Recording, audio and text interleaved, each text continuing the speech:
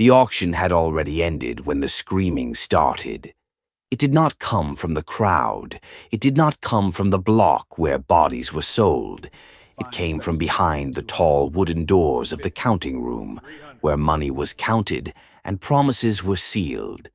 The doors were closed, but the sound cut through them, sharp, panicked, unplanned. Men froze. A woman dropped her handkerchief. Someone whispered a prayer without knowing why. Inside that room lay the most desired enslaved woman Charleston had ever seen, her wrists still bound, her price already written in ink. And standing over her was the man who had paid more money than anyone else dared. His face was pale, his hands shook, his mouth opened but no words came out. Because she was smiling. Not a soft smile, not a grateful one. It was calm, certain. As if she had been waiting for this moment longer than he had been alive. As if the auction had never been about selling her at all, but about trapping him. The man stepped back. His heels struck the edge of the desk. Papers fell. Gold coins rolled across the floor, like small bells ringing the end of something old. "How do you know my name?" he whispered. She did not answer. She only tilted her head, studying him the way a judge studies the guilty. Outside, the auctioneer was still announcing numbers for the next sale, unaware that something irreversible had already begun. The city did not yet know it was about to remember a crime it had worked very hard to forget. And the woman, this woman, had not come here to be saved. She had come to collect. Would he understand what he had bought before it was too late? Years earlier, no one would have believed this ending.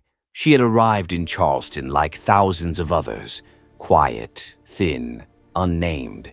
She was young then, not weak, but careful. She learned quickly that care kept you alive. She learned to lower her eyes without lowering her mind. She learned to listen when others spoke too freely. She learned that silence was not emptiness. It was storage. They gave her a new name. They always did. Names were taken the way shoes were taken, or hair, or language. Her old name stayed inside her, untouched.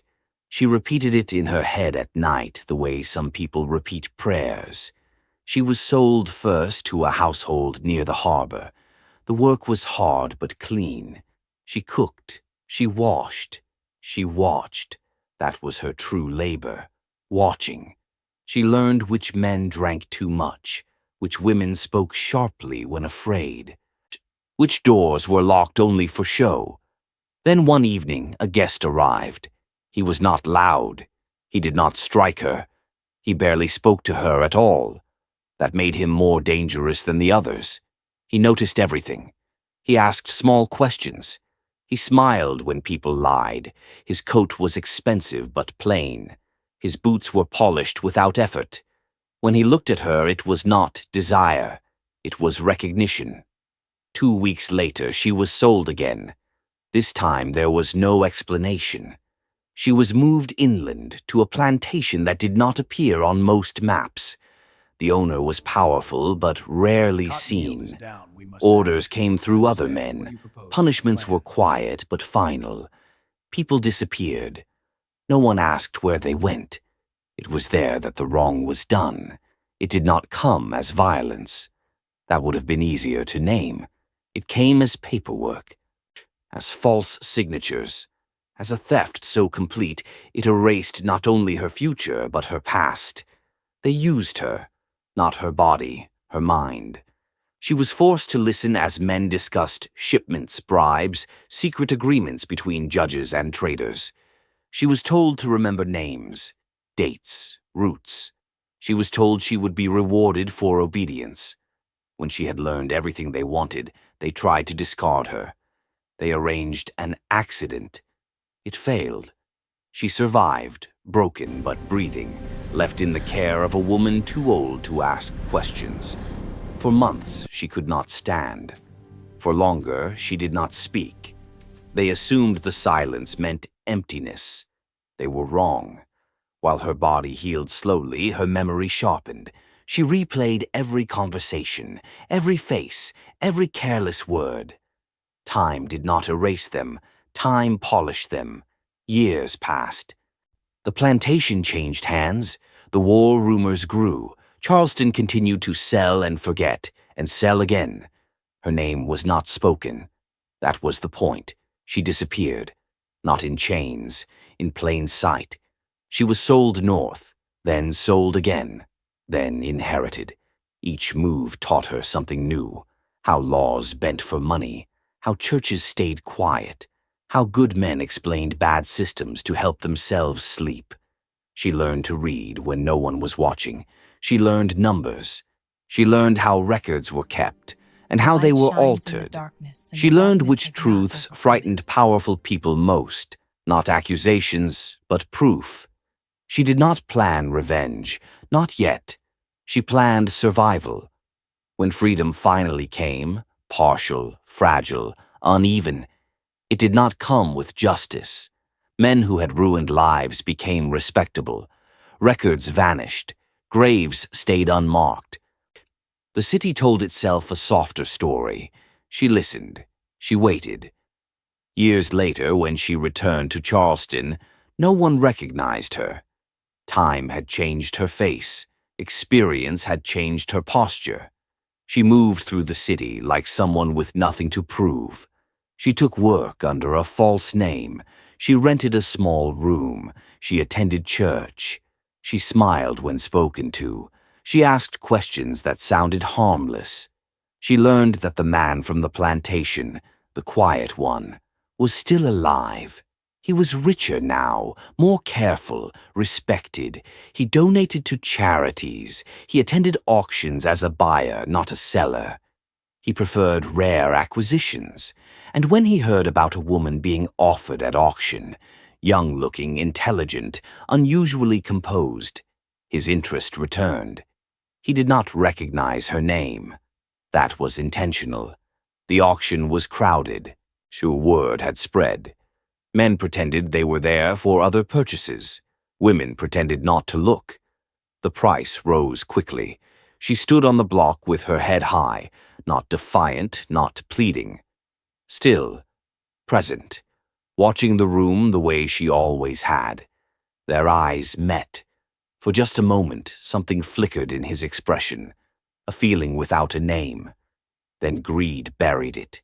He bid. He won. And now, in the counting room, with the doors closed and the city unaware, he finally saw what he had bought. Not a prize, a reckoning.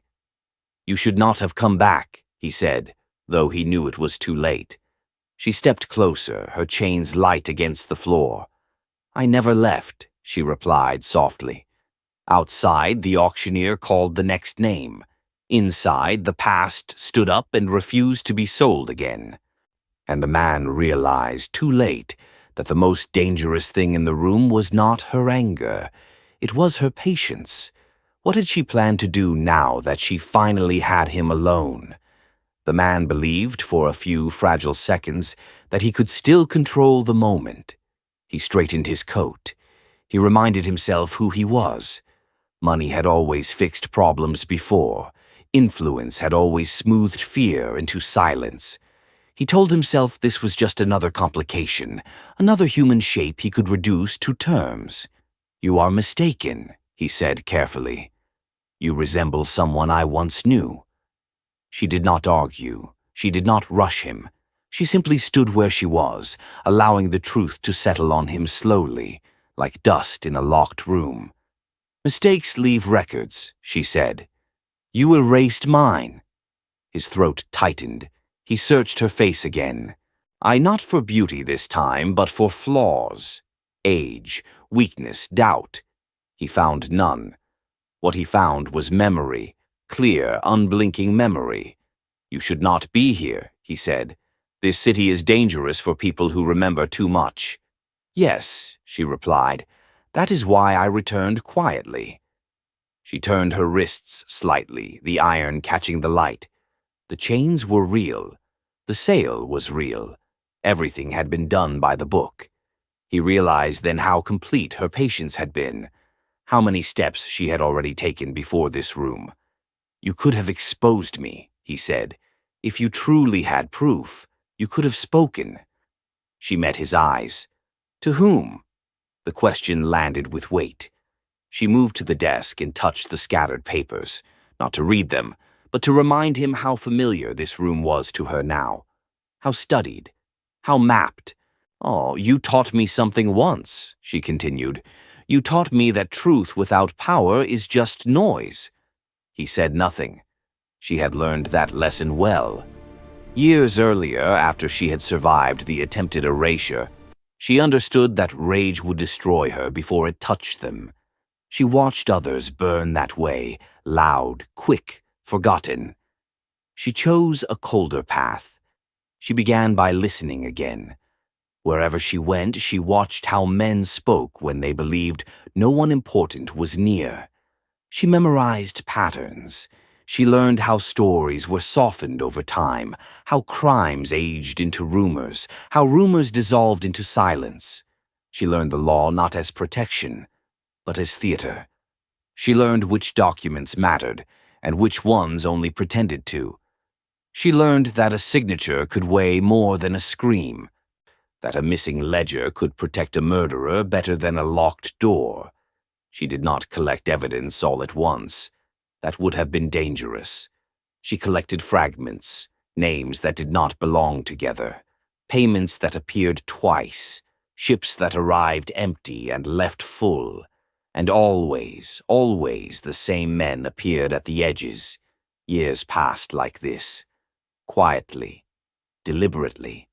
By the time she returned to Charleston, she knew more about the city's hidden spine than most of the men who sat on its councils. She knew which families were built on unpunished cruelty, which fortunes rested on stolen breath. She also knew that justice, if it came loudly, would be crushed. So she designed it to come small, personal, unavoidable. Back in the counting room, she reached into her dress and removed a folded paper. She did not hand it to him. She placed it on the desk, smoothing it flat. He recognized the handwriting immediately.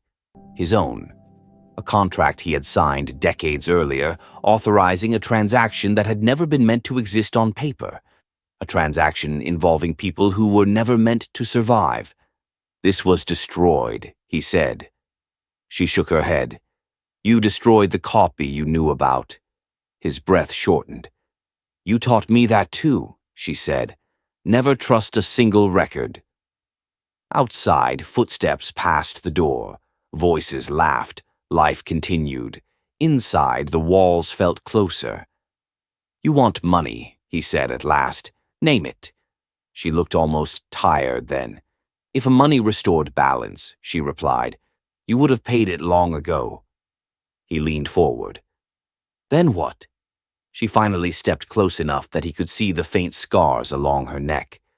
Mark's time had not erased, only softened. "I want you to remember," she said, "and then I want others to remember you." He laughed once, sharp and forced. "You cannot ruin me. I am careful." "Yes," she said, "that is why this will hurt." She moved back toward the door. "I will not harm you," she added. "That would be quick, and you have already taken enough quick endings." "What are you going to do?" he demanded.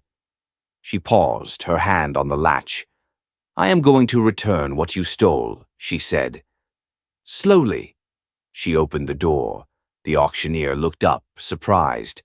"Everything settled, sir?" "Yes," she answered before the man could speak. "We are finished here." The chains were removed, the sale completed, papers signed. Legally, she belonged to him, and legally she walked out beside him. That night he did not sleep. Neither did she. In the days that followed, she behaved exactly as expected, quiet, obedient, invisible. She moved through his house without resistance, without confrontation. Servants saw nothing unusual. That frightened him more than shouting ever could. He began to notice small changes. A ledger misfiled. A letter arriving late. A visitor asking a question that felt too precise. A merchant suddenly refusing credit. Nothing dramatic, nothing provable. But the balance had shifted. He confronted her once in the library. "Stop this," he said. "Whatever game you think you are playing." She was reading then. A law text. She did not look up. "You once told me," she said, "that systems collapse when pressure is applied in the right places." He felt a chill. Days later, a former associate was arrested, not for the old crimes, but for something recent, something small. The kind of charge that loosened tongues. Another man fled the city. Another fell ill under sudden investigation. The web tightened without ever naming her. He understood then that she was not attacking him directly. She was removing the ground beneath him. One evening, a sealed envelope arrived at his door. Inside was a list. Names he recognized, names he thought were buried. At the bottom, written in her careful hand, were 4 words: "Balance has begun." He turned to find her standing in the doorway, watching him read. "How long will this last?" he asked quietly. She met his gaze. "As long as it needs to." Outside, rain began to fall, slow, steady, patient. And somewhere in the city, another secret shifted toward the light, one that would force him to choose between confession and destruction. He did not yet know which choice she had already prepared for him. Which truth would break him first, the one he told, or the one she would tell for him? The rain did not stop for 3 days. It fell steadily over Charleston, washing dust into the gutters, blurring footprints, softening the sharp edges of the city. People moved more quickly, doors closed sooner, conversations shortened. Rain had a way of reminding people that the world could change without asking permission. Inside his house, the man began to understand that his world already had. He stood in his study late one evening, staring at the list she had given him. The paper had grown creased from being folded and unfolded too many times. Each name on it felt heavier than the last. Some of the men were already under investigation. Some had disappeared. One had written to him in desperation, asking if their past arrangements could still protect them. He had not replied. Across the room, she arranged books on a shelf, calm and silent, as if she had nothing to do with the quiet collapse unfolding around him. "You planned this for years," he said. "Yes." "You watched. You waited." "Yes." He turned toward her. "Why not end it all at once?" She paused, holding a book in her hand. "Because endings that come too quickly are easily denied." He swallowed. He understood the truth of that. He had denied many things that happened quickly. Fire erased records, accidents erased witnesses, time erased responsibility. But this moved slowly enough that it could not be ignored. He began to see how carefully she had built her return. She had not simply gathered proof. She had gathered leverage. Say each man connected to him carried part of the same guilt. Each investigation pulled at threads that led back toward him, tightening the net one knot at a time. And she had placed herself where she could watch him feel it happen. Months earlier, before the auction, she had already begun. She had visited the harbor first, disguised as a seamstress searching for work. Harbor workers rarely noticed women who spoke softly and asked simple questions. She learned which ships still followed the old routes, which captains kept ledgers separate from official manifests. From there, she moved through churches, charity offices, and law clerks' homes, places where records passed quietly from hand to hand. She volunteered when she could, helped organize papers, copied documents for men who trusted appearances more than caution. She did not steal records. She copied them. Copying left the original untouched. It left no alarm. Only when the copies were placed beside each other did the truth begin to form. She found shipment numbers that matched missing persons lists, She found signatures repeated across transactions that were supposed to be unrelated. She found payments that moved through charities before returning to private accounts. And always, at the center or the edge, stood him. The quiet man who believed silence made him invisible. Back in the present, he sank into his chair, exhaustion pulling at his shoulders. "You could destroy me with what you have," he said. She finished placing the book and turned toward him. "I could expose you. That is not the same as destruction." He studied her face, searching for anger. He still expected anger. It would have made sense to him. So anger could be negotiated with, appealed to, exhausted. But what he saw was steadier. "You are not satisfied with punishment," he said slowly. "No," she answered. "Punishment ends. Balance remains." He closed his eyes briefly. For the first time, he wondered whether balance would leave anything of him at all. The next morning, another visitor arrived. A lawyer. The man had worked with him for decades, helping structure deals that left no visible stains. Now his hands trembled as he removed his gloves. "They are reopening old shipping inquiries," the lawyer said. "Records we believed lost have surfaced." "How?" The lawyer shook his head. "I do not know. But they are connecting them to more recent transactions. It is becoming difficult to contain." She served them tea while they spoke. The lawyer barely glanced at her. That invisibility had protected her all her life. It protected her still. After the lawyer left, the man did not speak for a long time. Finally, he said, "You are dismantling everything I built." She sat across from him, folding her hands calmly. "You built it on theft." He leaned forward, desperation beginning to rise. "Do you think the city will thank you? Do you think truth will cleanse anything? It will only replace one silence with another." "Perhaps," she said, "but it will not be your silence." Days turned into weeks. The investigations deepened. Invitations stopped arriving. Conversations ended when he entered rooms. Friends began sending polite letters explaining sudden travel plans or health concerns that require distance. He began to walk through the city alone, feeling eyes follow him.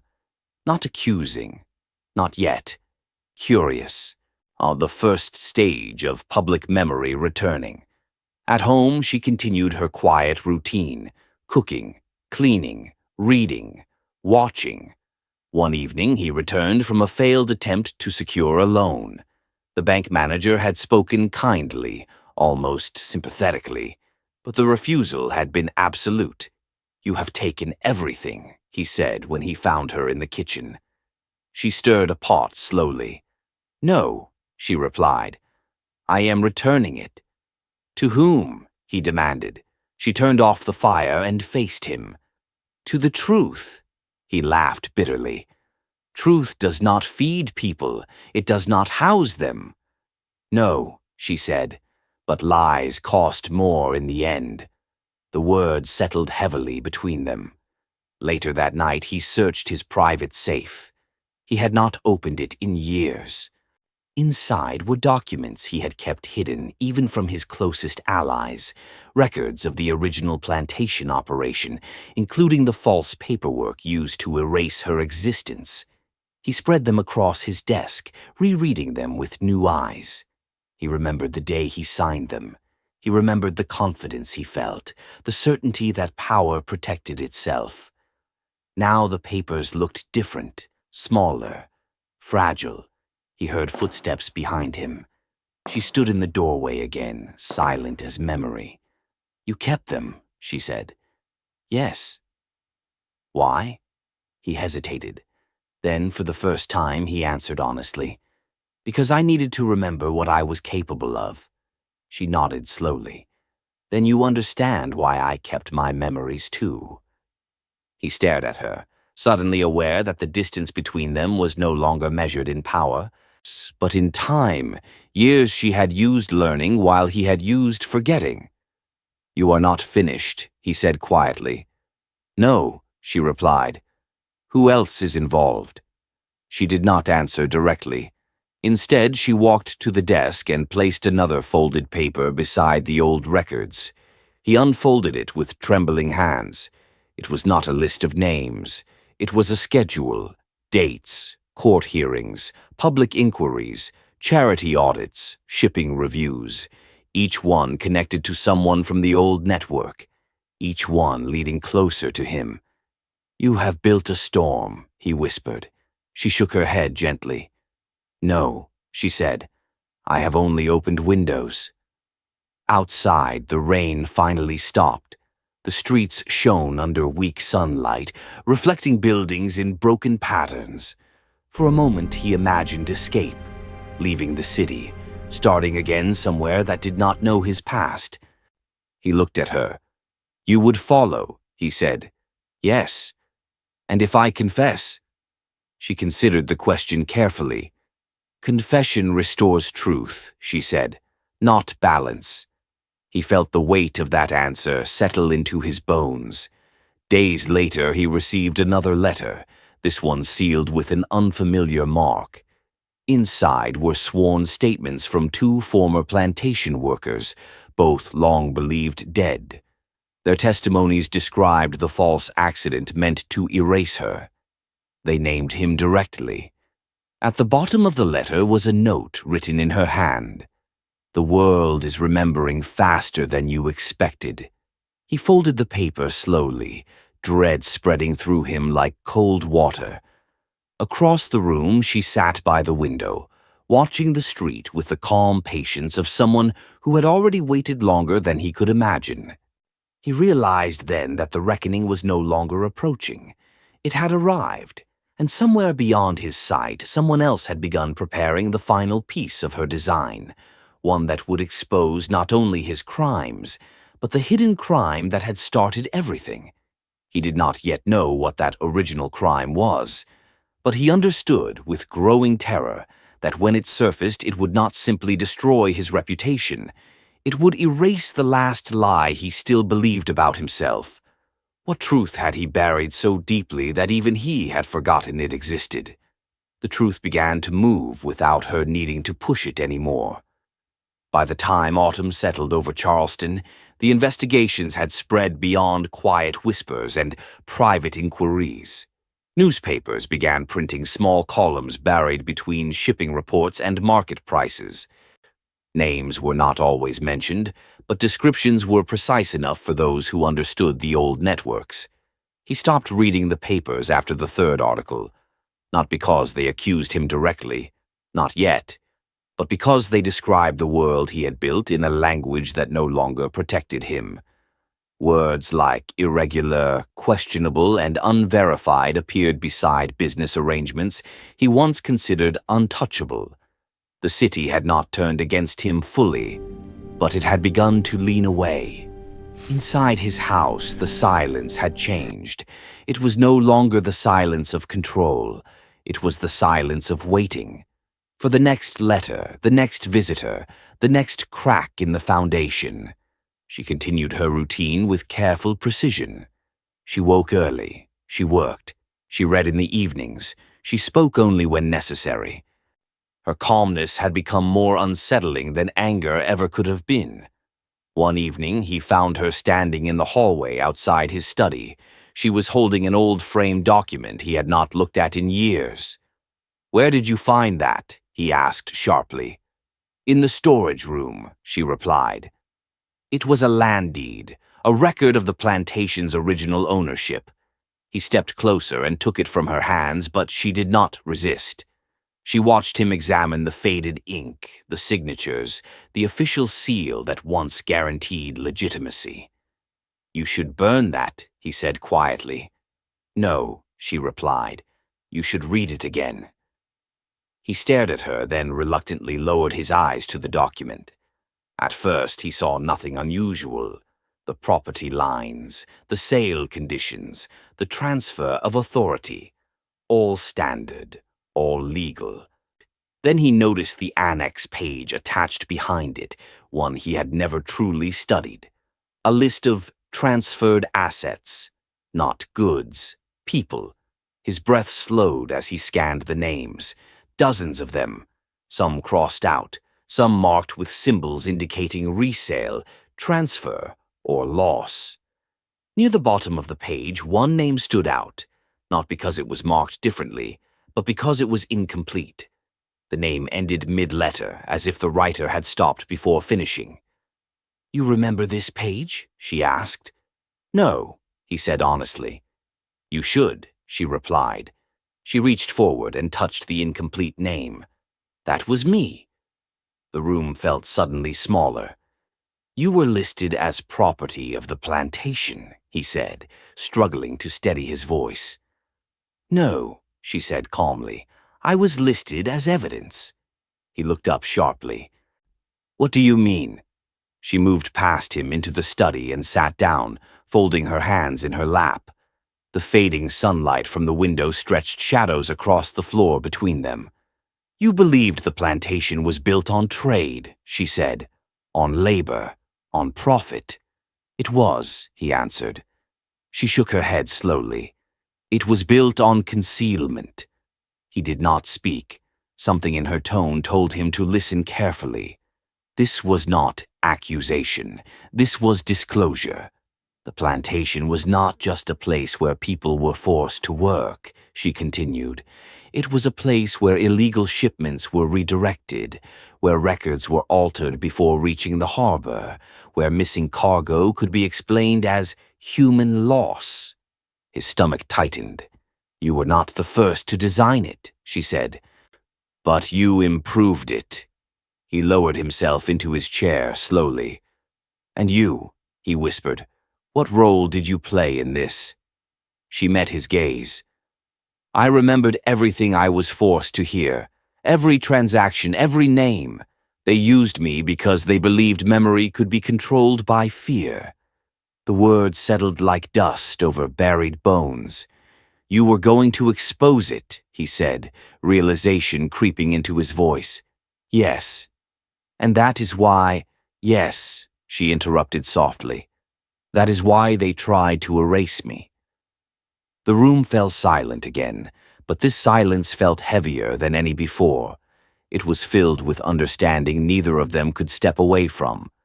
"You said there was an original crime," he said finally. "Something worse than what I already know." She nodded. "There was." He leaned forward, hands gripping the edge of the desk. Tell me." She studied him for a long moment before speaking again. "The plantation's original purpose was not trade," she said. "It was storage." "Storage of what?" "People who could not legally exist." He frowned. "I do not understand." She continued, her voice steady and unhurried. "Some shipments included individuals who had documents proving they were free. Sailors captured them anyway. Merchants bought them anyway. But if they were sold openly, the legal risk was too great. So they were hidden inland, their identities erased, their freedom turned into profit." His chest tightened as fragments of memory stirred, rumors he had dismissed, reports he had altered without reading carefully, conversations he had silenced. "You knew," she said gently. "Not at first, but eventually." He closed his eyes. He remembered. Not clearly, not proudly, but enough. "You authorized the destruction of their documents," she said. "You signed the orders that allowed them to be sold as property." His hands trembled. "And you were one of them," he whispered. "Yes." The word landed like a verdict. For years he had told himself he dealt only in systems, in structures, in operations too large to see individual faces. He had convinced himself that distance removed responsibility. Now that distance collapsed. "You had papers," he said, "proof of freedom." "Yes." "And I—" "Yes." He covered his face with his hands, his breath shaking against his fingers. "You stole my life," she said quietly. "Not just my years, my name, my history, my right to exist as myself." He lowered his hands slowly. "Why tell me this now?" he asked. "Because you need to understand what balance means." He swallowed. "I cannot restore that," he said. "No," she agreed.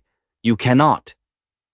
The fading sunlight slipped away completely, leaving the room dim and shadowed. She rose and lit a single lamp. The small circle of light between them felt like a courtroom where no judge would speak. "I am not here to destroy you," she continued. "I am here to make the truth visible." He stared at the floor.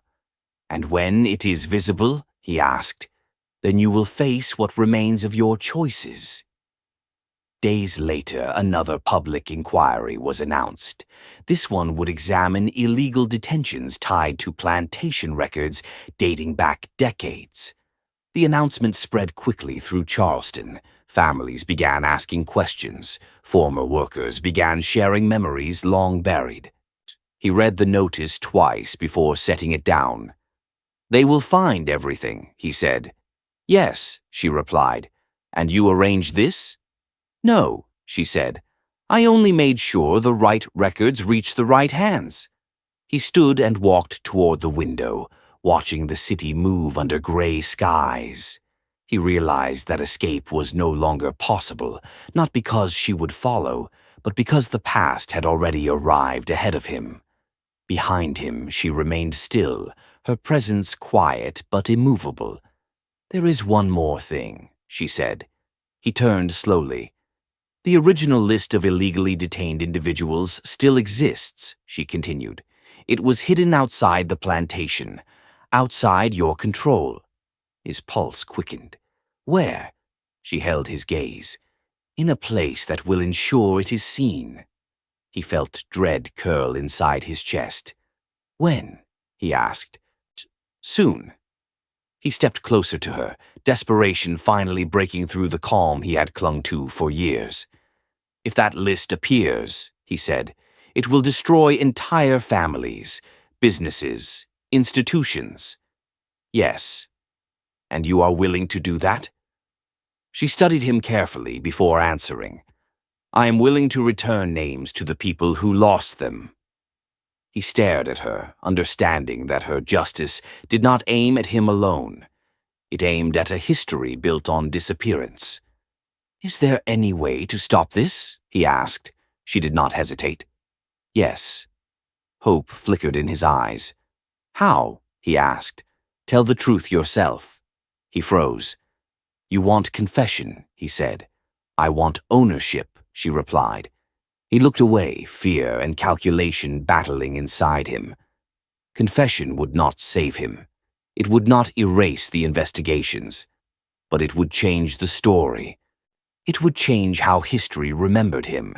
He stood there for a long time, breathing slowly, the weight of decades pressing down on him.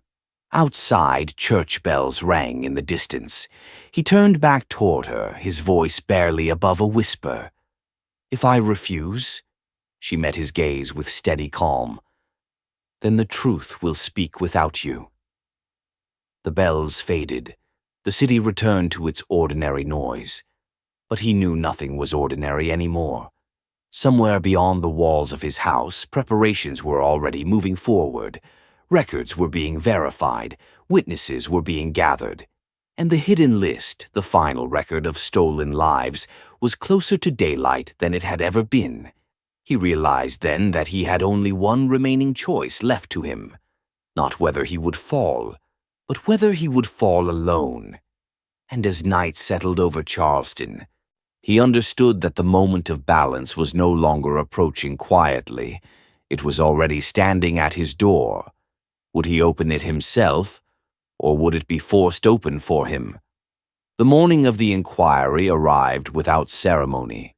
Charleston woke the way it always did, wagons creaking across cobblestone streets, merchants opening shutters, church bells marking time with steady certainty.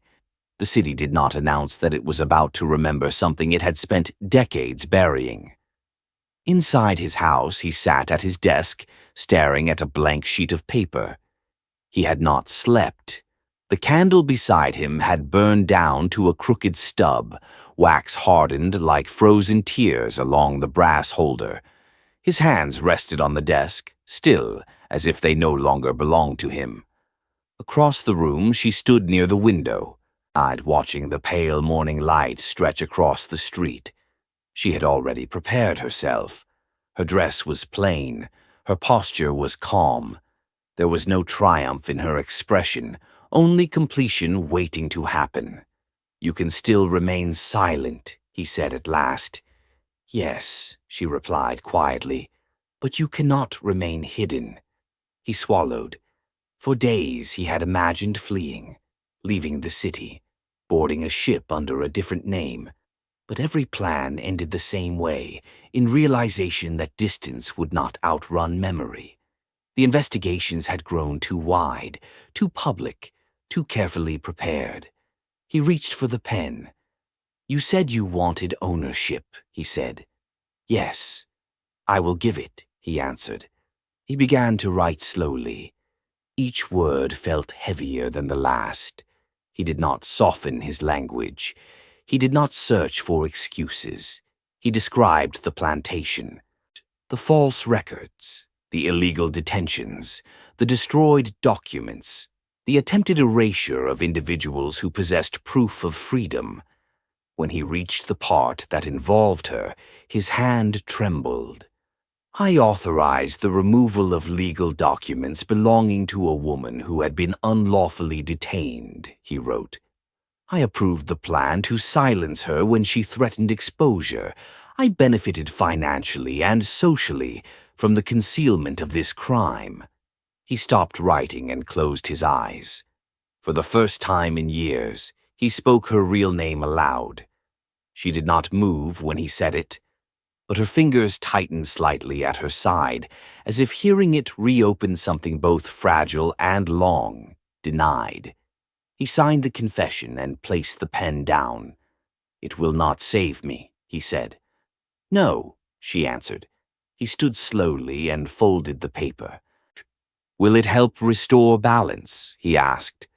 She considered the question carefully. "It will help restore truth," she said. "Balance costs more." They walked together to the courthouse without speaking further. The streets were busy, but the air carried a tension that had not existed before. People gathered near the courthouse steps in quiet clusters, speaking in low voices. Rumors had spread overnight that the inquiry would reveal more than expected. Inside, the room was crowded but restrained. Officials sat behind long tables. Clerks organized stacks of records. Witnesses waited along the walls, their faces carrying expressions that ranged from fear to determination. He stepped forward before his name was called. The room shifted as people recognized him. Some leaned forward, others lowered their eyes. The officials exchanged brief, startled glances. "I wish to submit a statement," he said. The presiding officer hesitated, then nodded. He handed over the confession. The clerk unfolded it and began to read silently. As her eyes moved across the page, her expression changed from professional calm to careful disbelief. "You understand the consequences of this statement?" the officer asked. "Yes." "Is this confession given freely?" "Yes." The officer nodded again, then signaled for the clerk to continue reviewing the document for public record. Murmurs spread across the room like wind moving through tall grass. Some people whispered prayers, others whispered names. The atmosphere felt less like a trial and more like a long sealed door beginning to open. She stepped forward next. The room grew quieter. "I request permission to submit evidence," she said. The officer gestured for her to proceed. She placed a leather-bound folder on the table. Inside were the copied records she had gathered across decades: shipment lists, financial transfers, personal testimonies, cross-referenced ledgers, every fragment she had collected, assembled into a pattern that could no longer be denied. And at the center of the folder lay the final document. The hidden list. The officer opened it slowly. The room held its breath. Page after page revealed names, individuals illegally detained, their freedoms erased, their identities buried inside plantation systems designed to make them disappear. As the officer turned the pages, the weight of those names settled over the room like falling ash. "These records will be verified and entered into official inquiry," the officer said finally, his voice steady but strained. She nodded and stepped back. The proceedings continued for hours. Witnesses spoke, records were examined, testimonies overlapped and reinforced each other. The truth unfolded not as a sudden explosion, but as a steady widening of light across long-shadowed ground. By late afternoon, the officer announced that formal charges and historical correction measures would follow after full verification. The room began to empty slowly, people leaving in thoughtful silence rather than celebration. No one applauded, no one cheered. The moment carried too much weight for relief. Outside the courthouse, the sky had turned pale gray again, as if the city itself were uncertain how to feel. He stood on the steps, staring at the street below. The crowd moved around him without touching him, creating a quiet space of distance that felt colder than anger. "They will take everything," he said without turning. "Yes," she replied beside him. He nodded slowly. "It is fair," he said. They walked together again, though this time the path led toward separation rather than confrontation. At the edge of the square, he stopped. "What will you do now?" he asked. She looked toward the harbor, where ships moved slowly against the horizon. "I will find the families of those names," she said. "They deserve to know they were not lost, only hidden." He nodded, absorbing the quiet strength of that answer. "And you?" she asked. He looked down at his hands, remembering all they had signed, all they had erased, all they had built. "I will remain," he said, "and face what remains of my life." She studied him carefully, not with forgiveness, not with hatred, only with recognition of the cost both of them carried. "Justice does not return what was taken," she said. "I know," he replied, "but it prevents the lie from continuing." He nodded again. She turned to leave, walking toward the harbor streets, her steps steady and unburdened by urgency. For the first time since the auction, she moved without watching him. He watched her disappear into the movement of the city. He felt no relief, no redemption, only a strange, hollow clarity. Days turned into weeks. Investigations deepened. Properties were seized. Records were corrected. Churches and councils issued formal acknowledgments of past wrongs. Families discovered ancestors whose disappearances had never been explained. The city changed quietly, unevenly, imperfectly. He lost his fortune. He lost his influence. He remained in Charleston, living in a smaller house near the outskirts of town. Some people avoided him. Others spoke to him with cautious politeness. He accepted both without protest. One evening, months later, he received a letter. Inside was a single sheet of paper. It listed names, some from the hidden registry, each now marked with a location or a family line traced and restored. At the bottom of the page was a short message in her careful handwriting. "Balance is not restoration, but the names have returned." He folded the letter slowly and placed it beside his window. The setting sun cast long shadows across the room, stretching the paper into gold and darkness at the same time. Across the city, she stood at the harbor, watching a ship prepare to depart. She had traced most of the names. She had returned as many histories as time allowed. Some would never be recovered completely.